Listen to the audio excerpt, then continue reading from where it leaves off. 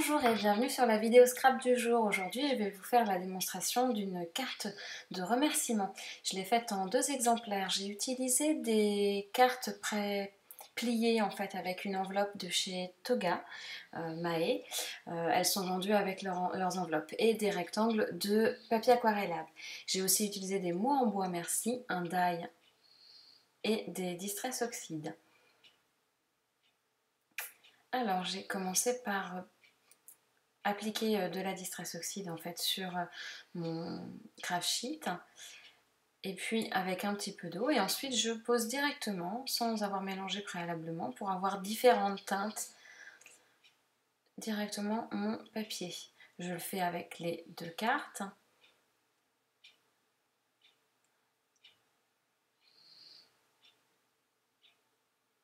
Et puis je vais ensuite, j'en rajoute un petit peu parce que la deuxième, du coup la première avait beaucoup bu et la deuxième n'en a pas eu beaucoup, donc j'ai rajouté ensuite de l'encre et de l'eau. Il ne faut pas hésiter. Ensuite, je sèche. Alors j'enlève le surplus, histoire de ne pas tacher trop partout autour. Et ensuite, je vais sécher au sèche-cheveux. Je ne veux pas chauffer, je veux juste que ça sèche vite. Donc voilà, une fois que c'est sec, ça donne à peu près ça. Ensuite, je vais mettre une autre couleur, une deuxième couleur. Alors pour cette carte, j'ai utilisé la Distress Oxide Walnut Stain et la Vintage Photo. Les 2 marrons en fait, que je marie souvent. Et ce sont des Distress Oxide. L'avantage de la Distress Oxide, c'est qu'elle c'est une encre à base d'eau comme les Distress, mais dedans il y a des pigments en plus qui vont faire ces dégradés. J'ai aussi sur une chute en fait de papier aquarellable, j'ai fait, ce sera la chute qui me servira pour découper mes die en fait, mes petites découpes, mes étiquettes. Du coup là j'ai fait la même chose mais avec une autre couleur pour ressortir sur le marron. Donc là j'ai mis du rose. Et alors l'avantage avec la Distress Oxide et ce qui va faire justement que ça a des effets sympas, c'est de sécher et une fois que c'est sec, de réappliquer en fait une nouvelle fois. Et vous aurez des effets de dégradés et de taches les unes sur les autres, des tons sur tons. Donc voilà, n'hésitez pas. Moi là du coup j'ai dû sécher je crois et revenir appliquer de l'encre au moins 3 fois. Donc je sèche bien à chaque fois au sèche-cheveux. Voilà, vous avez les effets de gouttes.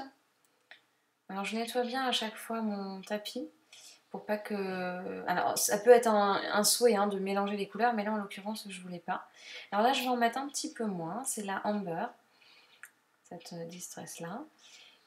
Et je peux la mettre par-dessus. Vous allez voir, ça fait des effets très sympas en fait, la façon dont elles se mélangent, même une fois qu'elles sont sèches. Les pigments ressortent très très bien. J'aime bien ce côté dégradé. Voilà en fait mon papier dans lequel je vais découper les étiquettes.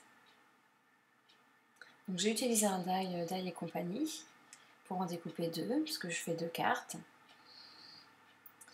Et je vais commencer par ancrer en fait mes petites étiquettes. Ça c'est pas obligatoire, ça c'est le truc que moi je fais tout le temps. Et donc j'ai aussi ancré, j'en ai profité pour faire tout de suite, mes fonds de cartes. Les 2 évidemment.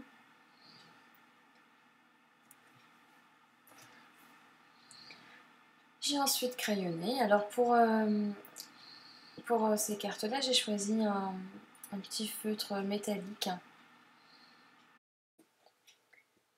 Donc j'ai crayonné les fonds et j'ai également crayonné les petites étiquettes.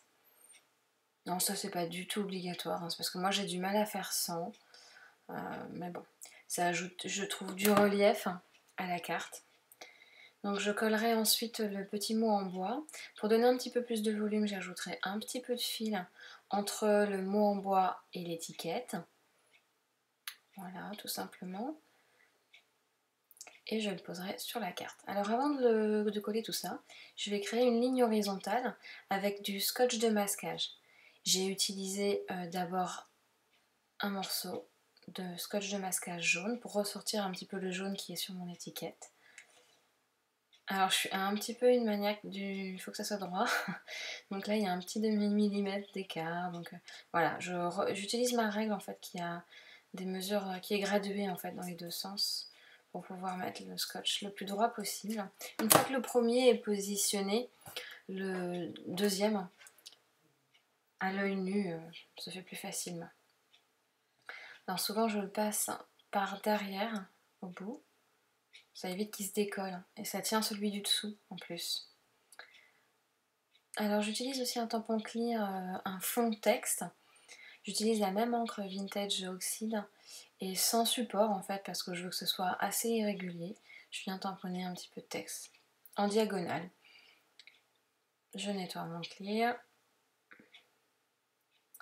J'ajoute également des petites gouttes noires. Maintenant vous connaissez ma technique. Vous pouvez retourner sur la vidéo des gouttelettes si vous voulez revoir.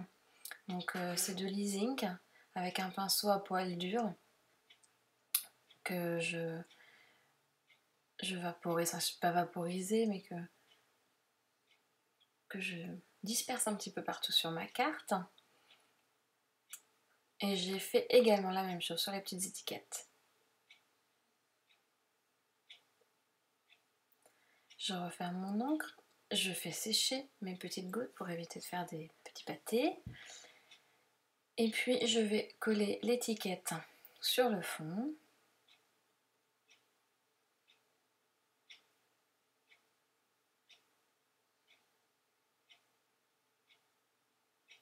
Je vais ensuite positionner le petit fil. Alors je ne m'amuse pas à le coller en fait, juste le fait qu'il soit collé, enfin que le mot merci soit collé par-dessus collera le fil sur le fond.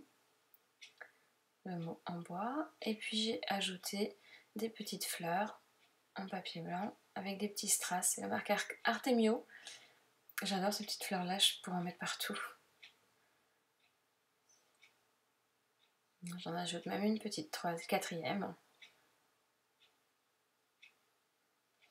Et voilà.